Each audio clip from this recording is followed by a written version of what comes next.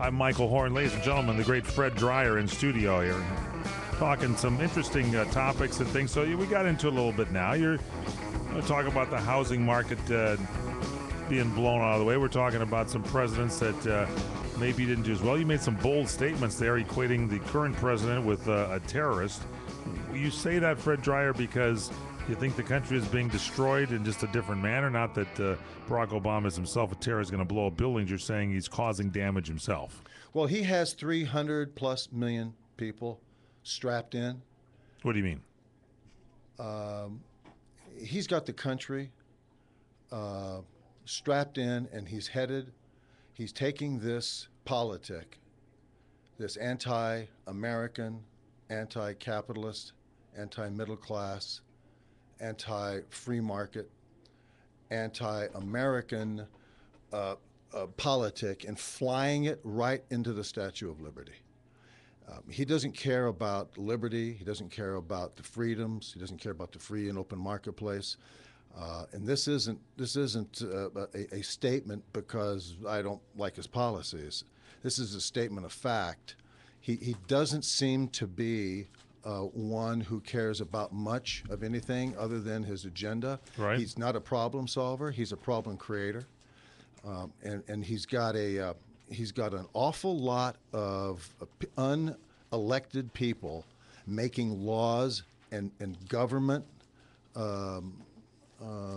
intrusions into everyday life. Okay, let me add to that a little bit, because I think if I can add this little story. It was a opinion piece in the Los Angeles Daily News from Doug McIntyre, himself a talk show host. And Doug was talking about some pet peeves, basically because San Francisco is considering a ban on the sale of hamsters, goldfish, puppies, guppies, kittens, gerbils, canaries, anything with fur or scales. They don't want you to be able to buy those at a pet store. I guess you got to go and get them from some pet a government agency. Yeah, government agency. And so here's the point he makes that goes along with this. He says, on July 1st in Los Angeles County, there was enforcing this ban on the plastic bag. When you go to the store and you get either paper or plastic, now in the unincorporated areas of Los Angeles, they're enforcing a ban on the plastic bag. And so he said this point: we have choice when it comes to abortion, but we've lost the right to choose paper or plastic.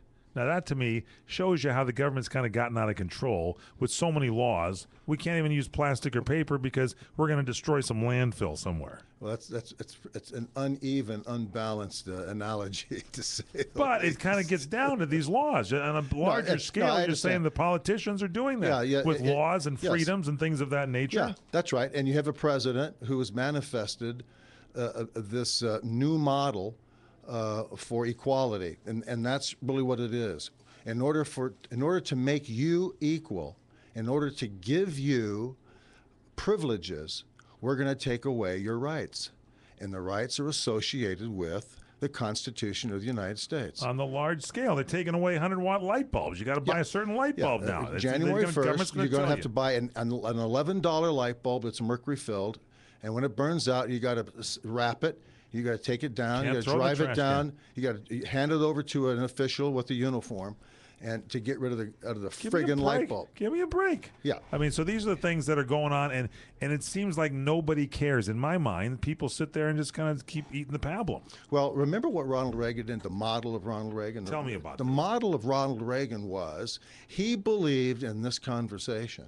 He believed in the rights and the liberties of the individual as stated and set forth by the Constitution of the United States. He was for liberty and a free market, and the investment of the individual that grew the country. The government didn't grow the country. The great individuals grew the country. That's right. Off the backs of their hard labor and the ability to make a living and to manufacture and to rule the market of the world. We ruled the market of the world. What happened? Well, and liberalism happened. And it's also has to do with left of center conservatives like Karl Rove and George Bush. So you've got an interesting statement that you told me when you were here last week. I think you should share with the audience.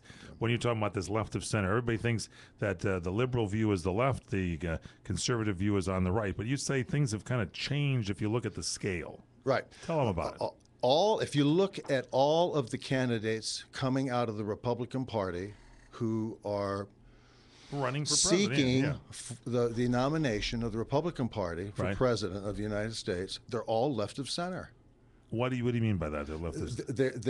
There's the Constitution, politically speaking, and conservatively speaking, is right of center. This is a center-right country politically, always has been, and So it still is. It's a right of center country, but you're saying all the candidates running are left of center. Yes. So if we've got a center button over here, conservatives are usually on right, and you say right of center is what the whole country was based on. But you're saying the people that are running now are no longer right of center; they've gone over to the liberal side. Yeah, so what here's- happens to the well, liberals? well, Are they here's- farther out there? Here's basically what happened.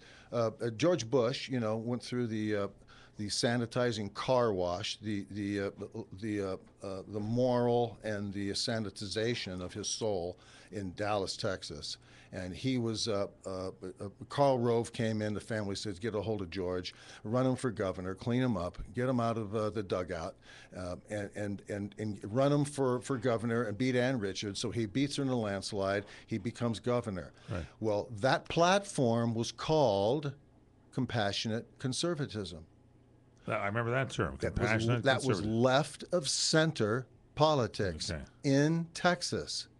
Pandering to open borders, pandering to multi-language, the Mexican vote, going after the philosophy of Republicans now being seen as staunch, a stick in the muds, and God squatters and strict people who never bend with the times. The Constitution is not a living, breathing document. It's a document that we have to go forward with, even if it's 237 years old.